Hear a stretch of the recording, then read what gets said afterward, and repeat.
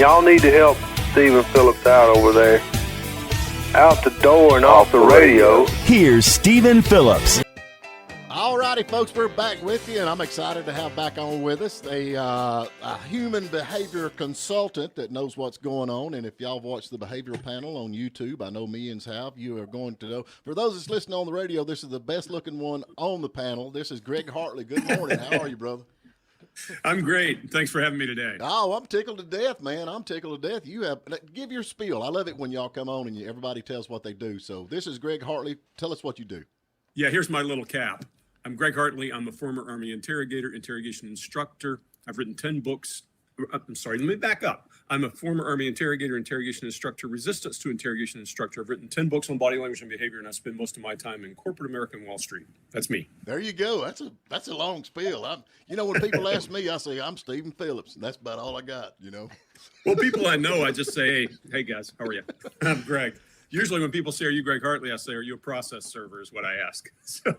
When we talk, and a lot of folks watch this, the behavior panel, y'all have got a niche there with that thing, but resistance to interrogation instructor. And one of the things you told me last time we talked about was the Black Hawk Down issue with one of tell the listeners out there. I just think that is amazing that you were involved in that. Can you tell them a little bit about what happened? Yeah, so I had the luxury, I actually right out of interrogator school as a young guy in my 20s, I was tagged to be a resistance to interrogation instructor at Fort Bragg, North Carolina, where all the special ops guys go through on the Army side. And Task Force 160th, if you know the Night Stalkers, those are the guys who, they move all of the special ops guys, Green Berets, Delta, all those guys, they move them around. And Mike Durant happened to have gone through while I was working there. And the guy that was my shift leader is credited with saving Mike Durant's life. If you read his book, he talks about Don Landrum, the bearded one, saving his life. I was on Don's team at the time. And it made us know what we do matters. There's nothing as important as saving those guys who are protecting our freedom. So, amen to that. It was a real joy to work there. That's something to hang your hat on. I mean, that is honestly, I just think that is absolutely, but you don't think about, of course, y'all do the body language and, you read body language, but resistance to interrogation. I mean, that to me, I would love to take that course just for my, my wife, just so I can resist the interrogation, that I get. Like, did you pick up your socks? Well, it's a little overkill for that. Yeah, I would tell you, it's probably, I went through the course myself. I'm trying to remember the dates, but the thing you remember the most is your number, because you're treated like a number. You're not treated like a person. Right. And the whole course is designed around teaching you what to do when you're captured. It's inoculation. And it's violent. It's harsh. You're dropped in the woods with a piece of rope, a canteen with some iodine, a knife, and you're left for days, and you're tracked. Left is a euphemism. They track you and try to capture you every day until you're contrived at the last minute and you're captured and you're taken into captivity for several days. You're treated like a prisoner. I mean, your rights are taken away. If you go out and you look around, CNN did a special and you can see what these guys look like at the end of it.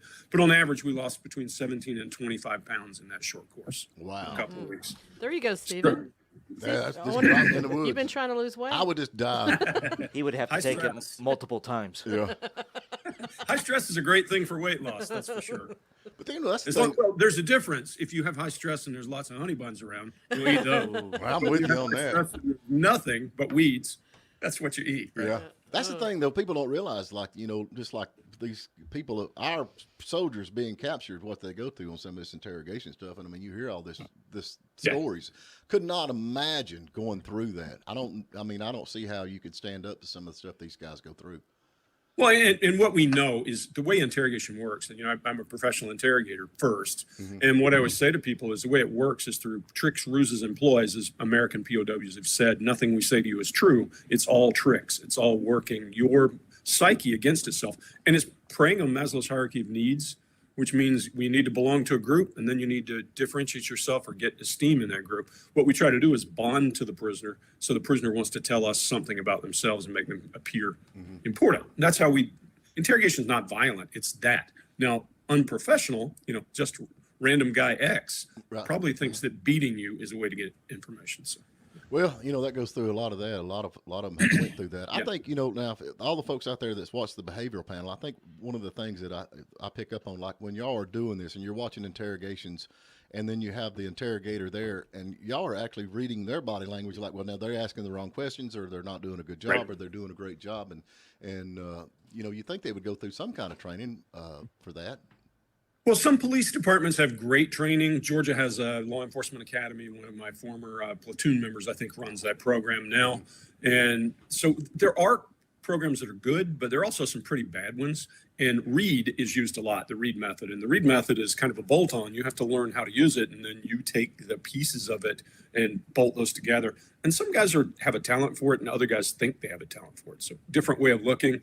And a great example, if you go and watch the Stephen McDaniel interrogation, the guy from Macon who cut this girl up, killed this girl, and put her in a dumpster. That guy, all they did was ask leading questions. You can't get information with leading questions. Did you, are you, will you, can you? If the answer is yes or no, you're eliminating data, and you can't get through to the guy. That's just not effective. That is unreal. Now, folks, go to GregHartley.com, and he has got everything. Now, you've got like 10 books, and most of your books are about body language. I mean, it's a way to train people to kind of read and check this out. Is what you're? Yeah. So we just had a live event for the behavior panel where we had 120 people come in, and we had kind of a master course, and we're going to offer a master course online from the behavior panel as well. Right. But yeah, what I've done is, you know, I'll give you very quickly 5 pieces of body language that everybody here can remember. And if you can see me, that's one thing. If you can't, you'll still remember. I'm going to give you a mnemonic, a memory device, and that's going to be GIRAB. Hold your hand up, and it's grab. Gestures, hold your thumb up. Remember, that's a gesture. That's a way of communicating. Everybody understands. Oh, yeah. It has to have meaning. Has to have meaning to everybody you're talking to. Can be an okay sign or that. Right. Then there's an illustrator. That's your index finger as you wag your finger and you point at somebody and you shake it. Right. That's your brain punctuating what it's thinking. So GI, gestures, illustrators. Regulators, I won't do it on the air or on your camera, but if you hold your middle finger up, that's a good regulator. That's I get a lot of regulators. That's how you control conversation. That's what a regulator is. And it can be that, it could be a timeout sign, but you'll remember it because it's GIR. A is an adapter. And everybody, when they're nervous, they may twist their wedding ring or some ring they have on their hand. That's a way of releasing nervous energy and making yourself comfortable. Right. And then the last piece is what we call a barrier. If you put both your hands together, now you got something to carry around in your head. And remember, G for gesture, I for illustrator, R for regulator, A for adapter, and then B for barrier. That's the fundamentals of body language right there. You look for change in all those. That's kind of stuff to use just calling to me. You know, it's just mind-boggling. I love it. I mean, I eat this stuff up. There's no doubt. But now y'all going to do an online, and can these folks that's listening, can they get to this by GregHartley.com to the training? Yeah, because if you go to GregHartley.com, you'll find everything I've done and links to my collaboration with these guys. Or if you can't remember my name, just remember readbodylanguage.com will take you to the same place. Right. And then you can get from there to the behavior panel. The behavior panel is some online courses. We've got some free stuff there for you. There's a free introduction to Mark Bowden's work. There's free introduction to mine and Scott's work and to Chase Hughes' work. So you get some free stuff. You also get to find how to get to all of us. So starting at my page, you can get it. I mean, you've got some cool stuff here. But now this thing that you're doing, I wanted to do the Vegas, man. Y'all went to Vegas and pulled a trick out there, man. I mean, we had a lot of fun there. I'll tell you, man. We had 125 people who came to see us, and we did a live show. It went well. I think we're going to can some parts of that and create a master course. And we'll do it again next year. Maybe not Vegas. I don't know where it'll be. But that was a great spot. We had the JW Marriott. It had this big round ballroom. It was a beautiful place. Had a great time and some good people there from all over. People from South Africa. Really? That's crazy. I've seen some of it. Y'all got some of it posted, you know, on the on the behavior panel on YouTube. But that had to be so much fun, and especially in Vegas. Golly. So. Well, what was fun is getting the 4 of us together. We've only been together twice now. The first time was on Dr. Phil. Dr. Phil had us out back in, I want to say March, to cover a woman who had lied and put her husband in prison. We're still working that case for them. And that was the first time we were face to face after 2 years of doing this show together. That's crazy. We feel like we're brothers. We've known each other forever because we've been doing this. And it's just been good chemistry. Very happy to be on the show. Y'all worked with Dr. Phil quite a bit, though, have you not? Yeah, we've been on, I think, a combination between all of us. We've been on 6 or 7 times, I think. Right. We've done quite a few things with him. Great guy, by the way. If whatever rumors you hear about him, from firsthand experience and having been to his house and the whole works, nice guy. Yeah. Now, other people may have different opinions, but he's been a great guy. I love it when you're on Newsmax, man. I mean, you're on Newsmax quite a bit doing the body language stuff, you know. Yeah, and Stinchfield just moved shows. I don't know if Newsmax will pick me back up to come on, but Stinchfield just moved to weekends only. I haven't done anything in a few weeks with them, but they're fun crew to do things with. You know, and I always say to them, I don't do politics. You know, I have my own political opinion, but when I'm doing body language, I'm only doing body language. Right. But So it's fun. Now, the Johnny Depp trial, y'all did the Johnny Depp trial. I knew you were going to get I'm into going that. there. I'm going there. That's a cash cow for us. That was a big one. Not kidding you. And I think that was, I mean, I watched that whole thing. That was better than Housewives of Atlanta. You know what I'm saying as far as reality TV? If he'd have just wore the pirate outfit. It would have been perfect. That would have been perfect. But, yeah, I don't know who coached her, but I heard she fired her PR team, all kinds of stuff. But, you know, the things she did that if you want to make people like you, do what she didn't do. Everything she didn't do. Exactly. Right.